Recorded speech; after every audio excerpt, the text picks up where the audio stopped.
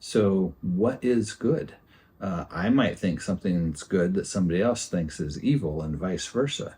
So they become kind of these prescribed ways of seeing the world that impose a value judgment. So this becomes really critical, because for these initial two that they bring up, the beautiful and ugly, the good and the evil, unlike the 6 naturally occurring opposites, these do not complement each other. They do not harmonize. They're at war with each other.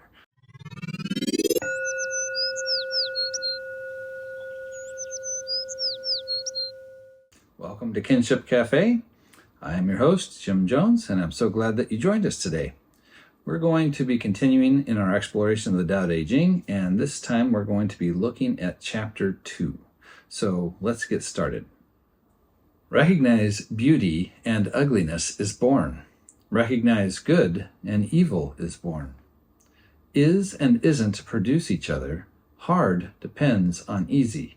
Long is tested by short. High is determined by low. Sound is harmonized by voice. After is followed by before. Therefore, the sage is devoted to non-action, moves without teaching, creates 10,000 things without instruction, lives but does not own, acts but does not presume, accomplishes without taking credit. When no credit is taken, accomplishment endures. So, very interesting chapter. It brings up some good questions for us here, and it starts off by presenting a couple of comparisons where we have beauty and ugly, good and evil, and then another list of 6 different things that it brings up as far as contrasts. So where do we begin to understand what this whole chapter is about? Well, I would suggest that this actually picks up in the middle of the chapter when we get to the passage where it says, therefore, the sage is devoted to non-action. Now, non-action here is actually 2 Chinese characters, Wu and Wei, and it's Wei is it does mean action, but it's within the Taoist framework. It has a little bit more to do with kind of socially derived action, as opposed to something that would just kind of happen naturally. So when you put the Wu in front of that, and again, this is that word that gets translated as absence. It's kind of like it's taking that away. So when it says that the sage is devoted to non-action, or to Wu Wei, it's saying that the sage is devoted, in a sense, to acting in non-socially prescribed ways. Now, keep that in mind, because the other part that we want to address here very quickly is that the opening of this chapter and the translation that we've been going through leaves something untranslated. And so I just want to look here real quick at what that is. This is the phrase under heaven. And the Chinese characters are Tian, and I believe it's pronounced Xia. Not a Chinese scholar, so I apologize for mispronouncing anything. What's interesting is we want to compare this to what we saw in chapter 1, where we have the phrase heaven and earth, and it's using the phrase Tian Di. Now, heaven and earth is a way of talking about the whole of the natural world, or the cosmos. When it's talking about under heaven, now it's being used as a way of talking about specifically the realm of human activity. So we'll see how that kind of ties in again with the sage being committed to Wu Wei, non-socially derived action. When we see this then under heaven being that sphere of human interaction, we can see how these things kind of fit together. So if we go back then to the first line, it would then read, all under heaven recognize beauty and ugliness is born. Recognize good and evil is born. So we're seeing that there's this contrast, that if you're going to say that something is beautiful, it by necessity brings about this opposite of ugliness. And the same if you say that there's something that's good, well, it automatically is kind of implying the existence of something that's evil. So what's interesting here is that in the next section, we have a list of 6 different contrasts. So if we look at those, it's kind of 2 sections here.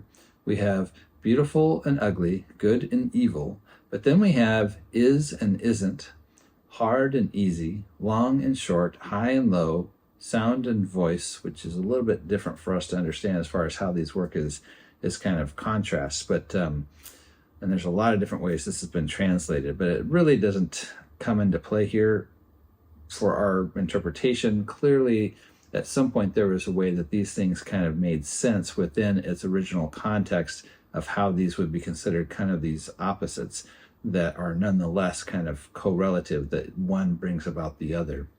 And then, of course, we have after and before. So if we look at this list, one of the things that's interesting is when we look at the 6 that come second, each of those 6 are things that kind of occur in nature, right? Long and short. But when we think about something like long and short, these are opposites that actually complement each other. They go together. There's not really a problem with them. But if we look at the first 2 sections, the first 2 lines that were brought up, beautiful and ugly, good and evil, these are different. And the way that they're different is that these introduce value judgments.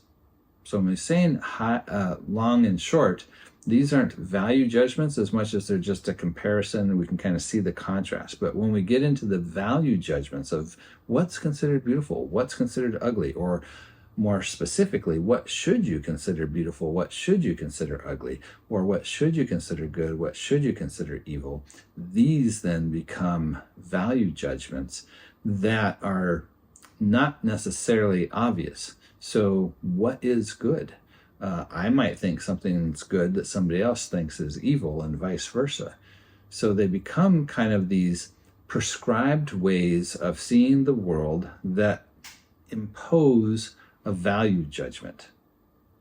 So this becomes really critical, because for these initial 2 that they bring up, the beautiful and ugly, the good and the evil, unlike the 6 naturally occurring opposites, these do not complement each other. They do not harmonize. They're at war with each other, right? If there's good, there's evil, and there's no compromise. If something's evil, it's not good. They don't come together. We frequently will find ourselves wanting just the good and not to have the evil, but you kind of end up with both.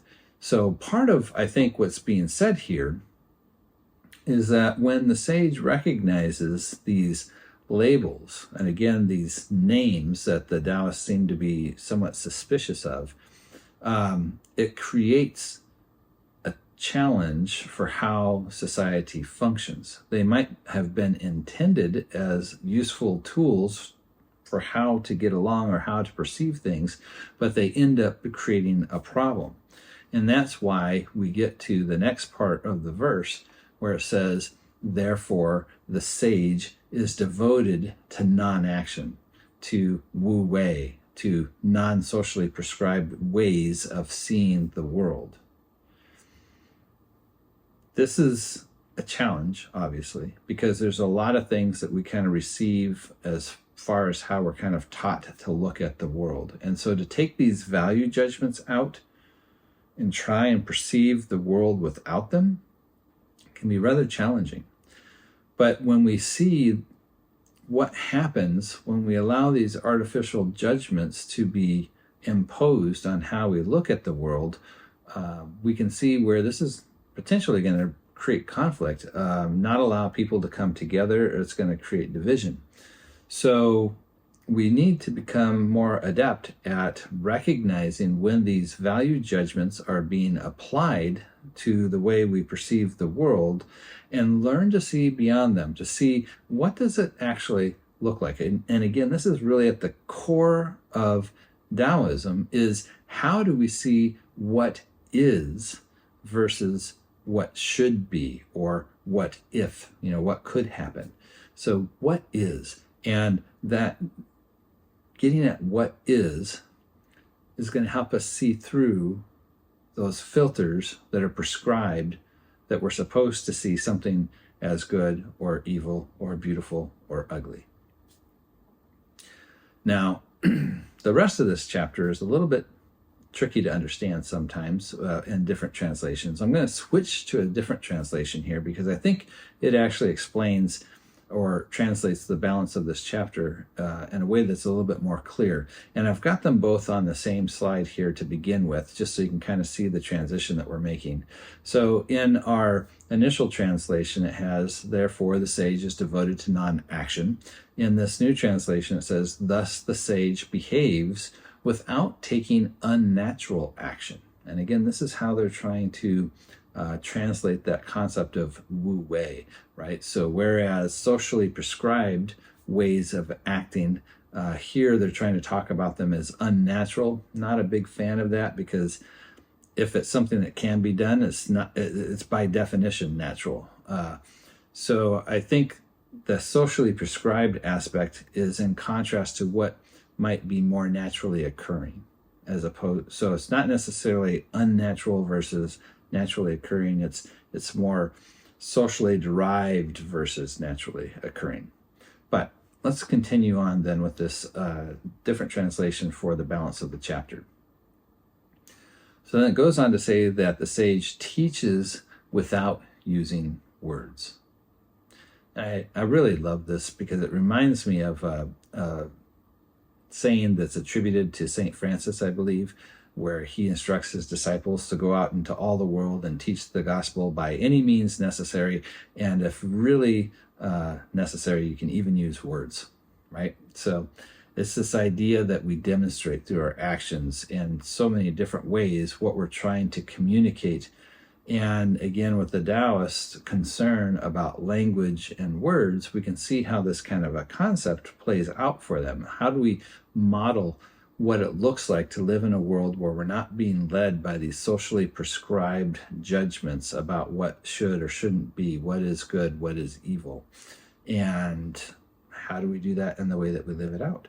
I wouldn't say that here they're trying to say that the sages don't ever use words, because obviously the Daodejing is clearly using words, and we have all sorts of sages in that tradition that have plenty to say. I think it's, with all of these, we need to understand is trying to kind of make the point that we want to continually try to go beyond the social conventions, and sometimes that even means beyond the words. But at the end of the day, words are still helpful for us if we understand that they are just helpful layers on top. They're not the ultimate reality. We need to continue to look at what is the ultimate reality behind even what the words are that we use. So continuing on, it reads that the sage lets all things grow without interference. Now it opens the door for me for a lot of different ways to think about some things here. So there's always going to be things that are happening in our world, and most of which we don't have any control over, if there's anything that we actually have control over. And so how do we receive those? How does it come at us? Sometimes when we apply these value judgments, we can become very resistant to what is happening because we don't want it to happen. We don't like it because of the judgment that we've put on it.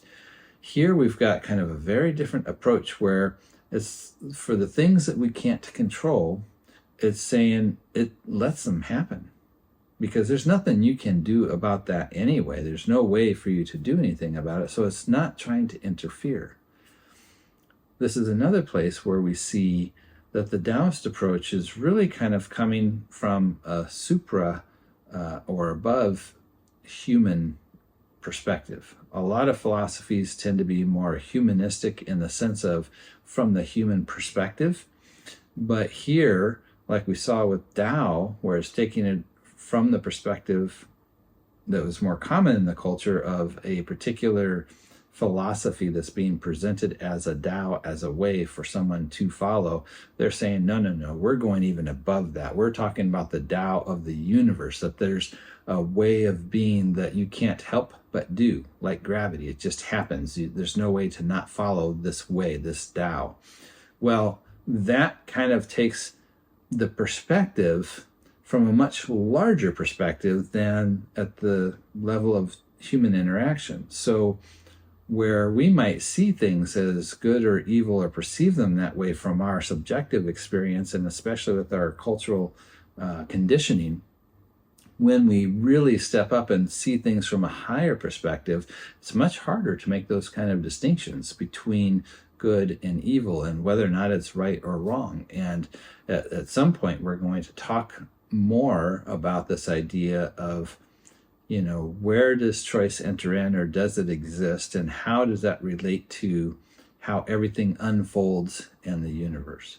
If everything is unfolding according to these patterns that we've talked about in the past, and that the regular or dependability of these patterns is what makes life possible, because things function the way that they do every time, unless there's reason to explain why it happened different, there's kind of a cause behind every action, then ultimately everything is kind of unfolding according to these laws of nature in a way that becomes much more complicated to try and say something is good or evil. It's what is kind of unfolding from this long chain of events, beginning even from the Big Bang. So we'll kind of come back and wrestle with this some more, but here I think it opens up this window into this perspective about accepting what is, because it's a much healthier way to function within what is as far as how the world unfolds.